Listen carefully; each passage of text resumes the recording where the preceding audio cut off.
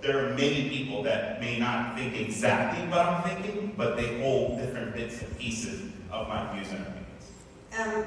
You know, earlier we spoke about why is it okay that Hamas, or is it okay for a lot of the Palestinian people living in Gaza, that Hamas has been using them as human shields, using children as human shields, coming through those tunnels and sacrificing their own people. So my question to you is, what is your perspective on Hamas as leadership, as a government in Gaza?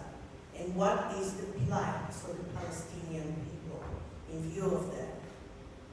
Certainly, and despite being out of Gaza for many years, like I said, my immediate and extended family were there. I tried to build an internationally run Israeli-approved airport in Gaza in 2015. I have contacts and networks there and feel that I can speak from experience and actual data. And the truth is, while Hamas does in fact have a base of support that I personally would not put beyond 30%, a large number of the people of Gaza, including those who once upon a time supported Hamas, are furious with what the group has done for almost 2 decades in terms of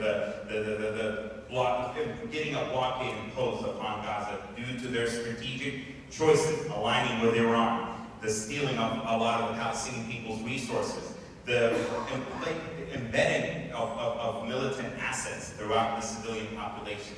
That is an open secret, something that is known to the NGOs and the UN and the international community that for years, through good intentions, inadvertently enabled Hamas to entrench its control. The people of Gaza protested against Hamas in 2017 and 2019. In 2023, in July and August, right before October 7th, the people of Gaza understand that Hamas does have its infrastructure and tunnels to take care of its people, and it's stealing aid and it's stealing the supplies while they have to fend for themselves above ground. The unfortunate reality, nevertheless, is that we look at people why aren't the people in Russia and in Iran and in Belarus and in North Korea, why aren't they rising up and overturning their regimes?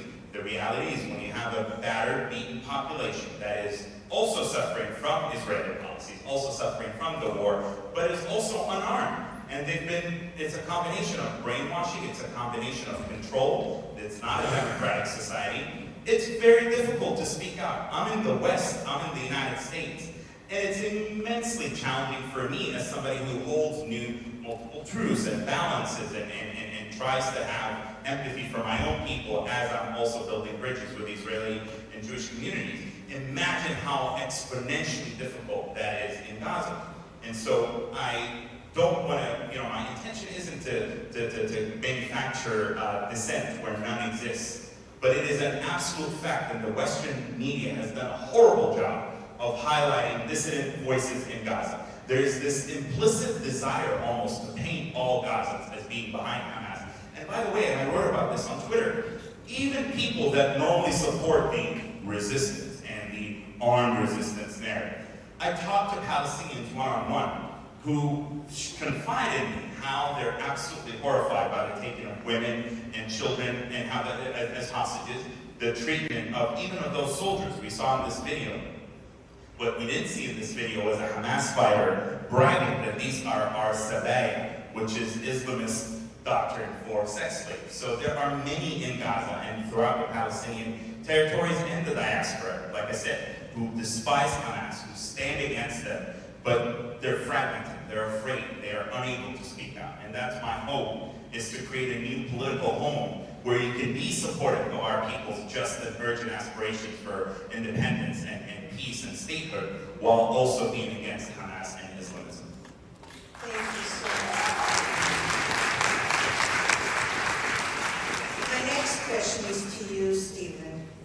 Iran and its primary proxies, Hezbollah and Hamas, are a major threat to Israel and the United States, and in fact, the entire world. What are the current threats from Iran and its proxies? Well, thank you for having me here.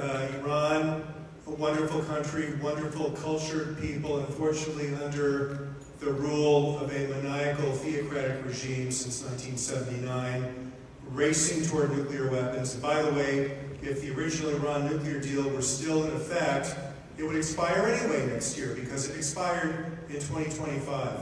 Racing for nuclear weapons, planting proxy groups to surround Israel with what Iran calls the so-called axis of resistance. Hezbollah in Lebanon, armed with over 100,000 missiles, rockets, cruise missiles that can strike any target from Haifa to Beersheba and everything in between. The Houthis in Yemen, armed with Iranian cruise missiles and drones, shooting at Eilat. By the way, Aqaba is right next to Eilat, and I understand unofficially that Aqaba has been saved from hits by Houthi missiles several times by the Israelis over the last few months. Iranian proxies in Iraq, right next door, in January of this year, attacked a United States military base in northeastern Jordan with drones, killing 3 U.S. service members and wounding 40, some of whom quite seriously. Is Iran a threat to Israel? Of course it is. Iran has sworn to destroy Israel. Iran saw the pieces on the chessboard, Daphna, the Abraham Accords, the negotiations last year that could have led to a deal between Saudi Arabia, Israel, the U.S., and the Palestinians, a package deal whereby the U.S. would enter into a defense pact with Saudi Arabia, the Israelis would recognize a path forward toward Palestinian statehood, and Saudi Arabia would normalize with Israel, establish diplomatic relations. The one party that did not want that to happen was Iran. And the Wall Street Journal reported shortly after October 7th that it was Iran that gave the green light to Hamas to commit these horrific crimes on October the 7th. Who has benefited from this war more than any other country? It's Iran. Iran is a threat to Israel, and Iran is also a threat to American interests. And by the way, and I'll stop here, Daphna, Iran launched hundreds of missiles and drones in Israel just a couple of months ago. We all remember that night, that horrible night. The first ever direct Iranian attack against Israel. What if one of those rockets had pierced through the Iron Dome and struck the Al-Aqsa Mosque in Jerusalem? You know who would have been blamed. Not Iran. They would have said the Israelis did it. We came very close to World War III that night. That is why the United States of America is equally under threat from Iran. This is an issue that has got to be dealt with, Daphna. Thank you. You know, one of the questions obviously on everybody's mind is Israel is being attacked from the north, and it's always in threat of Hamas now from every direction.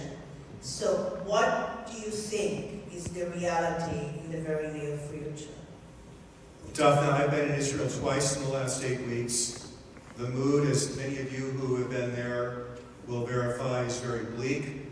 The fate of the hostages is hanging over the country every minute of every day. And while I was there, and I've been there more than 40 times in my life, I have a huge family there, for the first time I heard some of my military friends, military relatives, genuinely worried about a Hezbollah massive strike on the center of Tel Aviv, on the center of Haifa, on the heavily populated areas of Israel. The threat of a Hezbollah attack launching thousands of rockets simultaneously, which Hamas proved on October the 7th when they launched 5,000 rockets simultaneously and overwhelmed portions of the Iron Dome. What if Hezbollah were to fire 25,000 or 30 or 40,000? How many thousands of dead would we have in the populated central portion of Israel? For the first time in my life, I heard grave, grave worry about that possibility. That's different from what we had in June of 1967. It's different from what we had in October of 1973 because the very heart of Israel's civilian population is under threat. People are quite worried about that, Daphna. Arthur brought Khomeini to Iran. Stupid American policy. Please talk about it. You guys think whatever happened in the Middle East, we have to blame you. Excuse me, sir, could I continue with the questions? I really appreciate your patience. Exactly. Thank you. My next question is, obviously, this is very emotional for so many people around the world, but through it all, everything that we've seen on television, on media, something horrific has been growing, which is anti-Semitism, and actually increased racism as well. My question is to you, Roz. You've been working with all the universities, trying to educate people and students and professors against any kind of racism and any kind of discrimination and anti-Semitism. Please explain, what is this, what is happening here? What is going to happen, and what do we do about it?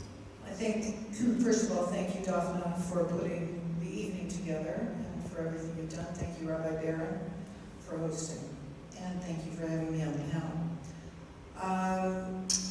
I think we can all see and read about the encampments and the reaction to October 7th, which was unexpected, really.